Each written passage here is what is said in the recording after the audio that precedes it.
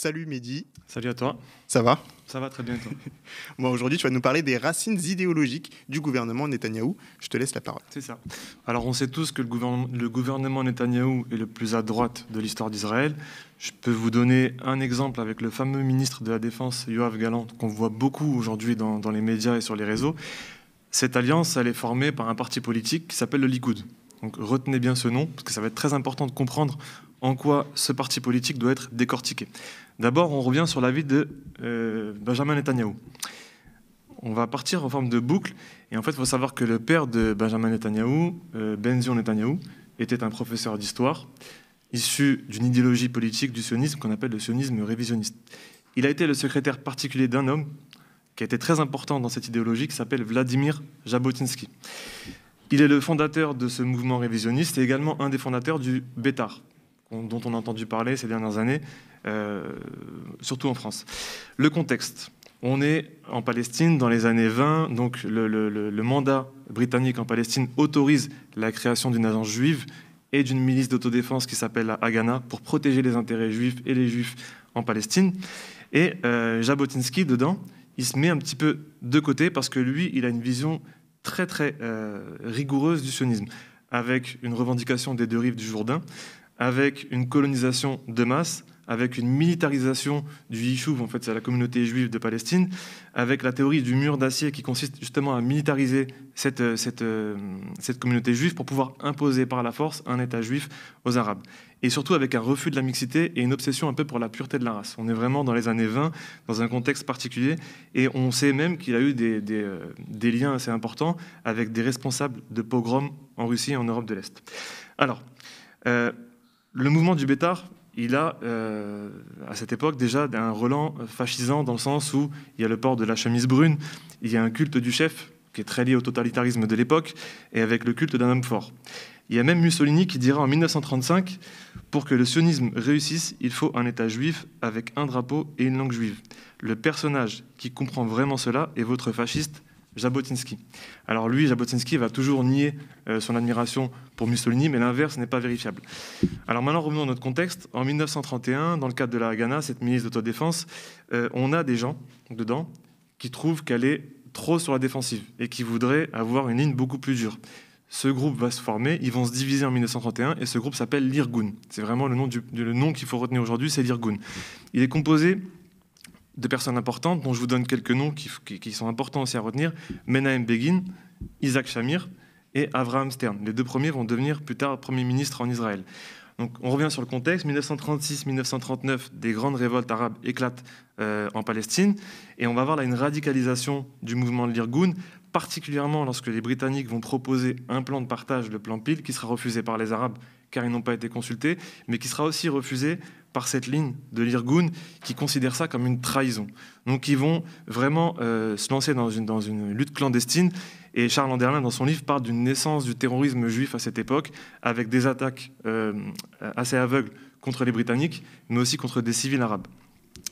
En 1939, les Britanniques, à la veille de la Première Guerre mondiale, de la Deuxième Guerre mondiale, veulent être sûrs d'avoir l'adhésion des opinions arabes. Donc ils décident d'arrêter tout plan de partage en revenant un petit peu en arrière et surtout en stoppant l'immigration juive en Palestine, ce qui va davantage radicaliser l'Irgun.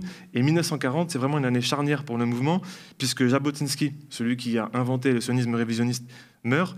Et il y a un homme, Avraham Stern, dont je vous ai parlé juste avant, qui va décider lui aussi de quitter l'Irgun. Donc on a une radicalisation dans la radicalisation. Pourquoi ? Parce que Avraham Stern considère que les militants juifs de l'Irgun qui vont rejoindre l'armée britannique dans le cadre de la Deuxième Guerre mondiale ne doivent pas y aller. Il considère également qu'il doit plutôt négocier, lui, avec l'Italie fasciste de l'époque, dans le cadre potentiellement de la création d'un futur État fasciste juif, ce qui paraît assez paradoxal, en Palestine. Donc ça ne plaira pas à tout le monde à l'Irgun et il va créer son propre mouvement. On sait même que dans les années 40-41, il y a certains dirigeants du groupe Stern qui vont contacter des dirigeants nazis dans la même perspective, parallèlement aux négociations entre le Moufti de Jérusalem et certains dirigeants nazis. Isaac Shamir, dont je vous ai parlé tout à l'heure, avait suivi Avraham Stern et il va même déclarer en 1966 « Nous n'avions pas réalisé l'urgence de la situation ». Donc la situation est assez confuse pendant la Seconde Guerre mondiale. Je vais essayer d'aller assez vite parce qu'il se passe énormément de choses. les attaques continuent, les assassinats ciblés et les attentats continuent. Par exemple, le ministre résident au Moyen-Orient britannique est assassiné en 1944. En 1945, la guerre se termine et on a une reprise des violences parce que les Britanniques, à cette époque, ne tiennent toujours pas leur promesse de donner un État aux Juifs en Palestine, d'ailleurs pas aux Arabes non plus. Et on a une montée de la violence avec un paroxysme le 22 juillet 1946 avec l'attentat qui est assez célèbre de l'hôtel du King David, qui lui est perpétré par l'Irgun et le groupe Stern qui s'était alliés pour l'occasion. Cet attentat a fait 91 morts, dont des Juifs, des Arabes et des Britanniques. La presse du Yishuv de l'époque, donc de la presse juive de l'époque de Palestine, parle même de terroristes, y compris David Ben Gourion qui va proclamer plus tard Israël.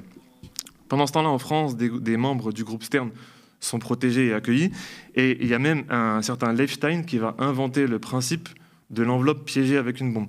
Il va même avoir une idée qui n'aboutira pas d'attentats bactériologiques à Londres en mettant des souches de choléra dans le système d'eau courante britannique. Donc les Britanniques n'arrivent pas à gérer la situation, ils donnent la main à l'ONU, et en 1947, nouveau plan de partage, refusé également par les Arabes et refusé pareil ici par l'Irgun et le groupe Stern qui voient ça comme une trahison. On a une radicalisation encore plus forte. Cette fois-ci, on a des attentats à la bombe sur des civils, à la grenade sur des bus. Israël est proclamé en 1948, et là il y a un autre événement important, c'est le massacre de Deir Yassin, qui est très bien documenté par un historien israélien qui s'appelle Benny Morris, dans un article qui s'appelle Historiographie de Deir Yassin, et qui explique que là, il y a eu une centaine de morts à Deir Yassin, et ça va marquer considérablement la mémoire collective palestinienne, et ça va même accélérer la fameuse Nakba, en fait, l'exil des Palestiniens. Je vais aller vite pour terminer. En 1948, on est à la fin du conflit israélo-arabe, et il est question d'intégrer l'Irgun et le groupe Stern au sein de Tzahal et au sein de la société civile israélienne. Donc, tant bien que mal, l'Irgun est dissoute suite à un autre attentat contre le médiateur de l'ONU, un Suédois qui était venu négocier sur le statut de Jérusalem. Et l'Irgun va devenir un parti politique en 1949 qui s'appelle le Herut. Alors là, c'est important de comprendre que ce Herut, plus tard, quelques années plus tard, dans les années 70, il va fusionner avec un autre parti pour devenir le Likoud. C'est de là vraiment que vient ce parti politique qui est le Likoud, de l'Irgun, qui s'est inséré dans la société plus tard et qui est devenu un parti politique.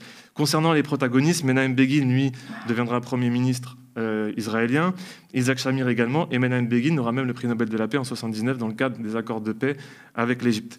Et Netanyahou, lui, reprend le Likoud bien plus tard en 1993 et il gagnera 2 fois les élections en 1996 et en 2009. Voilà comment la boucle est bouclée, puisqu'on connaît la situation actuelle aujourd'hui en Israël et en Palestine.